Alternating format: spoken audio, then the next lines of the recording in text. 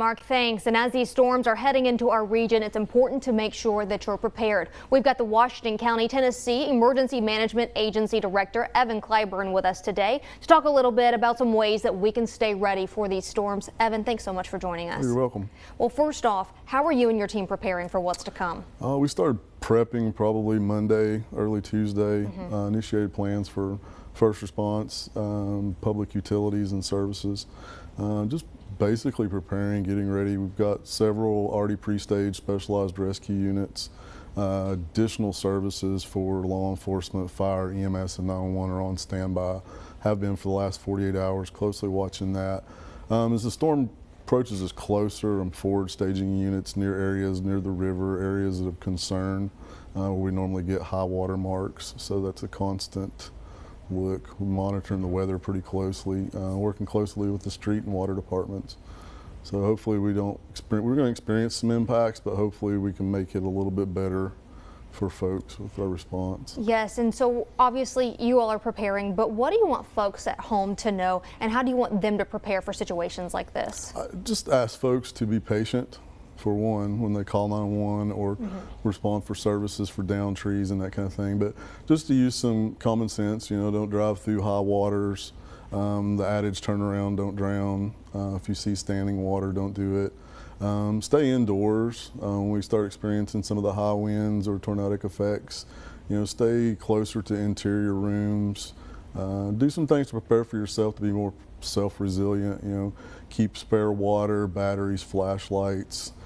Keep a list of your personal documentations, medicines for 24 to 72 hours in case you have to relocate. If you experience an area where obviously it's flooding or high water, seek a higher level. And you just mentioned a few things. What are some other items that folks should have on hand in the event that something goes wrong at home? Just their information, copies of their insurance information, driver's license, birth certificates. Keep copies of those, keep them on thumb drives to have them. You should always keep enough medications and things like that if you need them if we have to evaluate you and a chance to move along. Chargers for your cell phones, that's a good one. Just your day-to-day essential things that you think you should need, you should keep extras for those. Snacks. Food that's not, doesn't require refrigeration or specialized things like that. Pretty simple stuff. And are there any common mistakes that folks make in situations like this, or anything that you're saying, hey, don't do this? I know that you mentioned, hey, don't, turn around, don't drown, don't go in that water, but other things? We see a lot of folks during the flash flooding.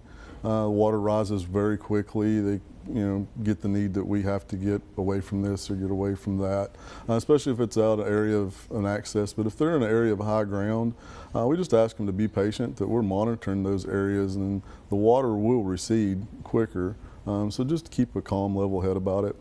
And a lot of these tips and things they can access from our website and your guys' website, so the information's out there for it.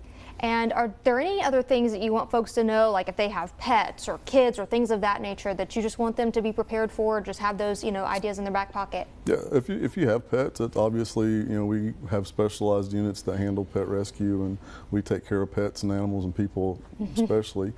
Kids are a big one. We ask that you just keep simple things to keep kids occupied. Go back to the old school ways, maybe bring a coloring book or something for them to read or occupy if we have to put them in a shelter or somewhere.